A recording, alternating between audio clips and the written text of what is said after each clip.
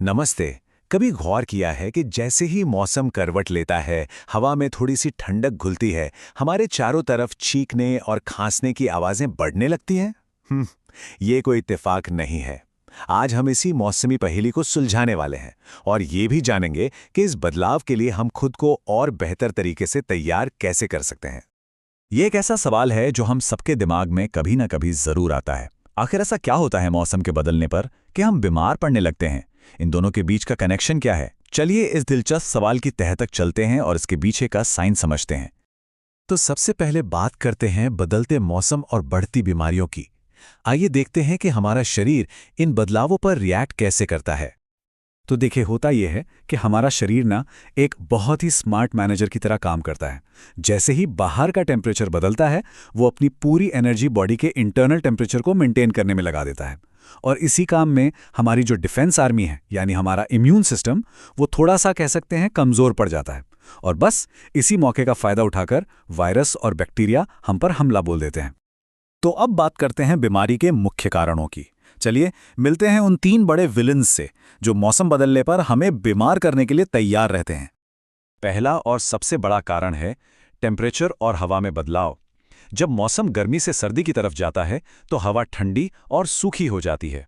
और मज़े की बात यह है कि यही सूखी और ठंडी हवा राइनो वायरस और इन्फ्लुएंजा जैसे वायरस के लिए आप समझिए एक 5 स्टार होटल बन जाती है। वो इसमें ना सिर्फ ज़्यादा देर तक जिंदा रहते हैं, बल्कि बड़ी आसानी से फैलते भी हैं।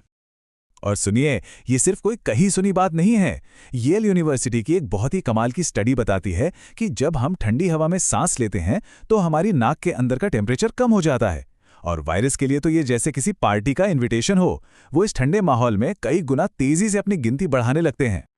दूसरा बड़ा कारण सीधा सीधा हमारे इम्यून सिस्टम से जुड़ा है। देखिए, ठंड के मौसम में हमारी जो खून की नसें होती हैं, यानी ब्लड वेसल्स, वो सिकुड़ जाती हैं। इससे होता यह है कि हमारे वाइट ब्लड सेल्स, जो इन्फेक्शन से लड़ने वाले हमारे सोल्जर हैं, वो शरीर के म्यूकस मेम्ब्रेन तक उतनी तेजी से नहीं पहुंच पाते। ऊपर से धूप कम मिलने से विटामिन डी की भी कमी हो जाती है, जो हमारी इम्यूनिटी के लिए बहुत जरूरी है। तो ये एक तरह की डबल मार पड़ती है हम पर। और तीसरा कारण है हमारा माहौल, हमारा पर्यावरण, जो अचानक से हमारा दुश्मन सा बन जाता है। हवा में मौजूद धूल, पोलेन और फफूंद हमारी नाक और गले में जाके इरिटेशन पैदा करते हैं, जिससे हमें लगातार छींकें आती हैं। ये एलर्जी हमारे इम्यून सिस्टम पर एक एक्स्ट्रा बोझ डाल देती है, जो बेचारा पहले से ही मौसम से लड़ रहा होता है। अच्छा, तो अब तक हमने प्रॉब्लम की तो बात कर ली। अब बात करते हैं सॉल्यूशन की। और अच्छी बात यह है कि इसका सॉल्यूशन हमारी अपनी रसोई में ही मौजूद है। ये सिर्फ दादी नानी के नुस्खे नहीं हैं, इनके पीछे पक्का साइंस है। तुलसी और अदरक ये पावरफुल एंटीवायरल एजेंट्स हैं। हल्दी वाला दूध शरीर की अंदरूनी सूजन को कम करता है। और नींबू शहद वाला गर्म पानी, अरे ये तो विटामिन सी का एक टेस्टी पावर शॉट है। इन्हें अपनी डेली रूटीन में शामिल करना खुद को एक सुरक्षा कवच पहनाने जैसा है। चलिए अब जरा उन 2 ग्रुप्स पर फोकस करते हैं जिन्हें थोड़ी एक्स्ट्रा केयर की जरूरत होती है, यानी बच्चे और ट्रैवल करने वाले लोग। इन्हें ज्यादा देखभाल क्यों चाहिए, आइए जानते हैं। देखिए, बच्चों का इम्यून सिस्टम अभी भी सीख ही रहा होता है, डेवलप हो रहा होता है। इसलिए साफ सफाई और सही टाइम पर वैक्सीनेशन उनके सबसे बड़े हथियार हैं। और दूसरी तरफ जब हम ट्रैवल करते हैं तो हम अपने शरीर को अनजान कीटाणुओं की एक पूरी नई दुनिया से मिलवाते हैं। इसलिए मास्क और सैनिटाइजर जैसे छोटे छोटे उपाय हमारी यात्रा को हेल्दी और खुशनुमा बनाए रखने में बहुत मदद करते हैं। तो इस पूरी बातचीत का निचोड़ क्या है? सार बस इतना सा है, तैयारी और थोड़ी सी सावधानी।